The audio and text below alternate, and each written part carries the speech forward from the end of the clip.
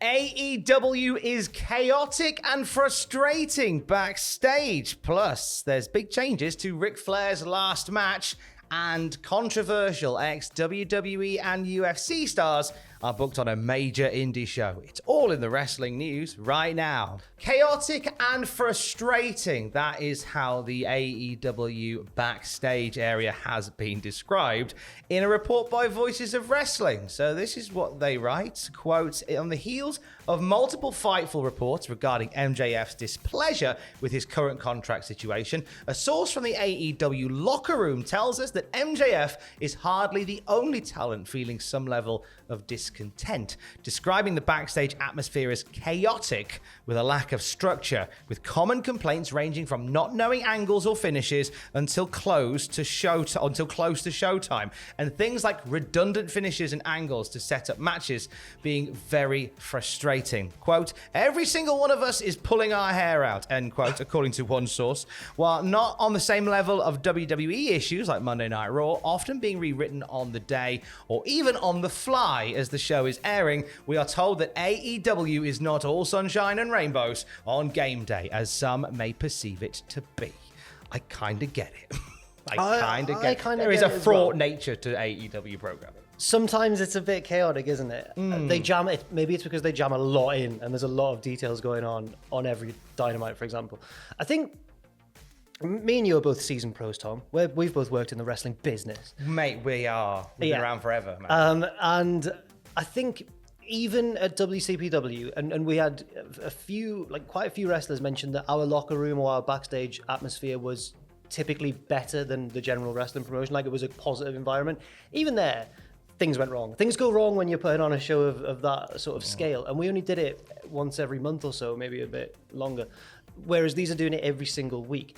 Now, the source indicates that it might even be more severe than just the natural growing pains you associate with it. But I don't know how much to believe. And I think it's worth holding them to account, since AEW, a lot of AEW fans and some people within AEW, Tony Khan this weekend did an interview where he had a bit of a cold body blow towards WWE when he talked about the rewrites that happen on Raw, asking what do the writers do all weekend. So if you're, and I think this is the big thing with a lot of what Tony Khan does, if you are going to be so vocal and put out there, you know, in not so many words, they're rubbish, we're brilliant, you better be spot on if you're going to be saying stuff like that. I think a lot of it would come down to if a few people just weren't as vocal online about how great they were. They wouldn't be as under the microscope. Quite possibly. I think that was from an interview he did, or a YouTube sort of channel / mini doc he did with Forbes, I think, when Tony Khan said that. Whenever Tony Khan aims a jibe at WWE, never does it in a cool way. You can tell he's vibrating with excitement. He's like, well, what were they doing all weekend?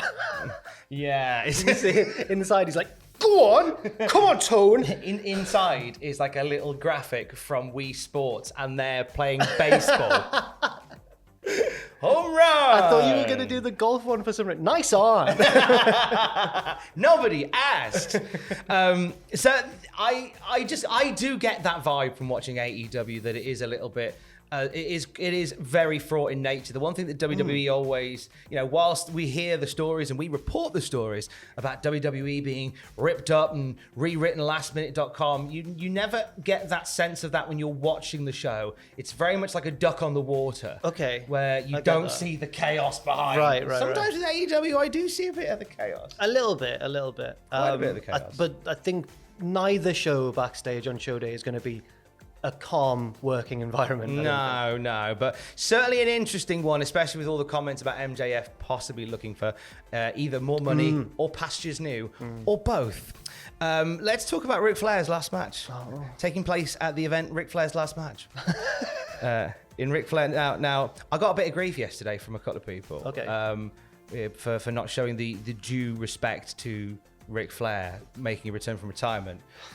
And yeah, Ric Flair has a storied career. Oh God, he has a legendary career. Yeah. There are many wrestling memories that are intrinsically woven into wrestling's fabric from what Ric Flair did in the 70s and the 80s, and in some cases the 90s. Right? That goes without saying. That's Ric Flair, the wrestler, that I'm talking about here. Do I want to see Ric Flair do a headlock takedown while the crowd chant, "You still got it"? No, I don't. It's too old. There is that. Now, the plan was going to be for Ric Flair to do a headlock takedown, as people chant, you still got it, whilst teaming with FTR to face the Rock and Roll Express and Ricky Steamboat. If you could pluck all of those wrestlers from their respective primes, what a match that would be. My God, that'd be phenomenal. Yeah, it would, but not... Now, Ricky Steamboat has thrown a spanner into the works here. He's actually turned down the match with these other guys. He spoke at the High Spot Superstore signing, where he said, I was approached and I gave it some really serious thoughts. I know when I wrestled Jericho at WrestleMania 25, we had that return match at Backlash in a singles. But with all due respect to our fans, I want them to remember me that last time I was in there with Jericho when they chanted, you still got it. I don't want to scar that phrase. I know my physical capabilities right now. I would love to be able to go out there and perform like I did with Jericho. I was 56 or 57 years old, but I think I want my fans to remember me as that guy and not have a chance of disappointing. That's how much I love my fans. Rick. He's Richard a baby face Blood, till love the your end. work. He's always a baby face. He's saying all the right things, Tom. He's saying all the right things. And by the way, you forget, I mean, he was 56, 57 at the WrestleMania. He was amazing. Absolutely phenomenal. Absolutely phenomenal. So I totally understand why he wants that to be the last memory his fans have of him in the ring, of course. And I'm glad that, we don't get to sort of potentially scar that memory of Steamboat and Flair. Like their matches, like the Chi-Town Rumble and their matches, their series of matches are incredible. Yes. I got to watch one of them with Nick Aldis on the podcast a few months ago.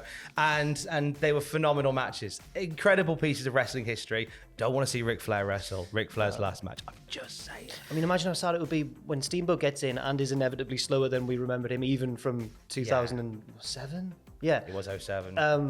That would be sad as well. It wouldn't just be one legacy on the line. No, it certainly would not.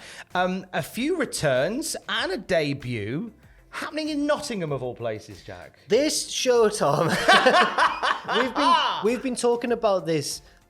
It seems like for the past 24 hours straight at work because we're so, I don't know if excited, bewildered maybe, bewildered by this card. Bewildered. So this is wrestling entertainment series, and it's taking place. The debut show is taking place at the Motor Point Arena in Nottingham on June 4th. And I think you told me actually, it's the one that's run by the Authors of Pain. That's it. Yeah. Right. So the former AOP are running WES in Nottingham. In Nottingham.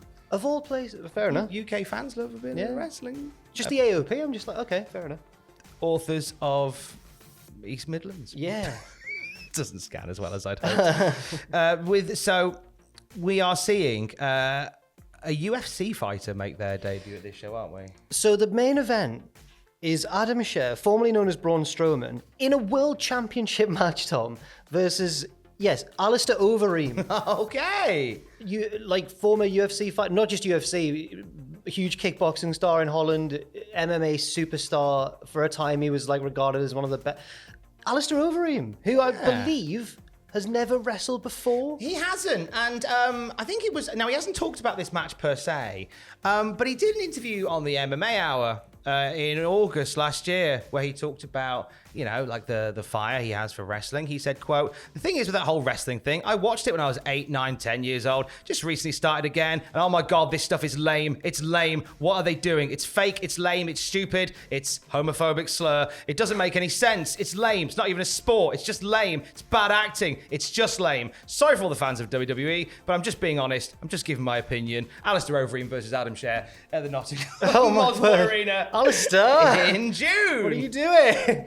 So why did people can change their mind.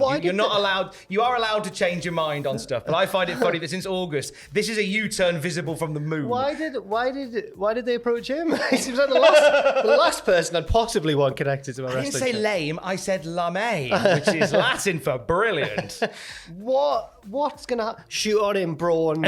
It might not go well if you do that. But hey, it doesn't end there because also on the card, this card's ridiculous. It's ridiculous. It's one of those ones where I don't want to be putting anything out there that might be too negative, but it just seems like people are going to not be able to make it because some of these names we've not even seen for years now in the ring. I don't. We'll For go through one, this is certainly a return of forms. Controversial former Raw star Lena Fanene, aka Nia Jax, stepping back into the ring for the first time since she parted ways with WWE to rekindle her rivalry with CJ Perry, aka Lana. They've booked Nia Jax versus Lana.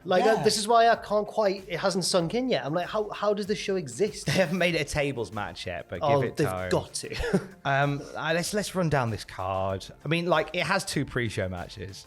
And do you know what? I'm looking at the 4 people in the pre-show match, and I can think of a few smaller local wrestling shows that would have any of those 4 in a top match. Yeah, that would be the main eventer. Yeah. Mike Bennett versus Biff Busick. Okay. Dirty Dango versus the former No Way Jose. Okay. Dean Mutardi, Mojo Rawley. Faces. Who's he fighting, Jack? Lindsay Dorado. Lindsay Dorado. It's Mojo versus Lindsay. It's me versus Pachiti. We need to be there. Book us on. We'll be the managers. Book us on the show. Oh my God! No. Fuck that, you cowards! No, because imagine, I'd be totally overshadowed. Imagine Adam coming out with Mojo Rawley all hyped up. And then I'm with Lindsay, who's all respected luchador, really good, legitimate, good fighter as well. And it's just me. Hey guys, Dorado and Mutardi going through the motions of the match. Pachiti doing this dance at ringside. Book it, you cowards. I just imagine backstage. I'm Lindsay, can I wear a mask as well? No. Oh, please. Madison Rayne and Tennille Dashwood take on Deonna Purrazzo and Chelsea Green for the women's tag titles. Why not? Word.